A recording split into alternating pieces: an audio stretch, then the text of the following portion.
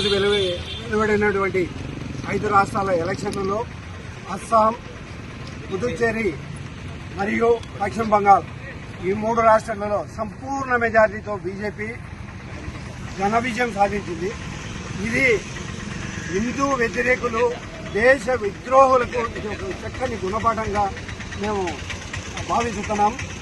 ఎవరైతే ఒక పశ్చిమ బంగాల్లో బార్డర్లో గోడ కడతానేదని గోడ కూడా కట్టనీయకుండా అక్కడ రాష్ట్ర ముఖ్యమంత్రి మమతా బెనర్జీ గారు ఏ విధంగా పరిపాలించారో, అక్కడ అక్రమాలు ఏ విధంగా చేశారో దానికి అందరికీ అక్కడ ఉన్న పౌరులు చక్కటి గుణపాఠం చెప్పారని చెప్పి మేము భావిస్తున్నాం.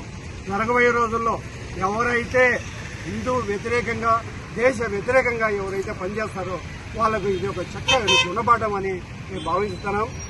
ఇది జరగబోయే రోజుల్లో దేశమంతా సుభిక్షంగా ఉండాలని మా ఆకాంక్ష. అలాగే అదేవిధంగా కేంద్ర ప్రభుత్వం మోదీ గారు సుపరిపాలన అందిస్తూ అందరూ కులాలకు, మతాలకు, ప్రాంతాలకు అతీతంగా ఆయన పరిపాలిస్తున్నారు. అదేవిధంగా జరగబోయే రోజుల్లో దేశమంతా ఒకటే డబుల్ ఇంజన్ పనిచేస్తుందని కోరుకుంటున్నాం.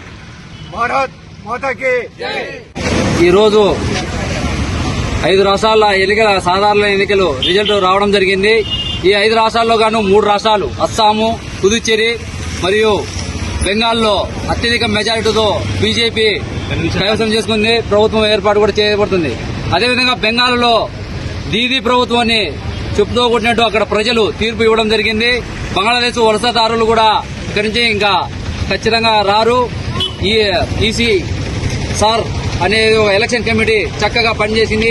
అదేవిధంగా దేశవ్యాప్తంగా ఎక్కడి నుంచి వలసదారులు వాళ్ళను వెళ్లగొట్టడానికి బీజేపీ ప్రభుత్వం ఖచ్చితంగా అడుగు వేస్తుంది. మరియు ఇంకా తమిళనాడు, ఆంధ్రప్రదేశ్ ఇంకా వివిధ రాష్ట్రాల్లో కూడా ఖచ్చితంగా బీజేపీ రాబోయే కాలంలో వస్తుందని ఆకాంక్షిస్తున్నాము. అదేవిధంగా బీజేపీ మోడీ నాయకత్వంలో బలంగా ఇంకా పనిచేస్తుంది. మరియు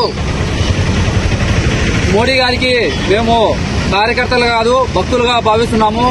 ఆయనను ఇంకా నిండు నూరేళ్లు బతికి ఇంకా ఈ దేశాన్ని సుపరిపాలన అందించాలని కోరుతున్నాము. భారత్ మాతాకి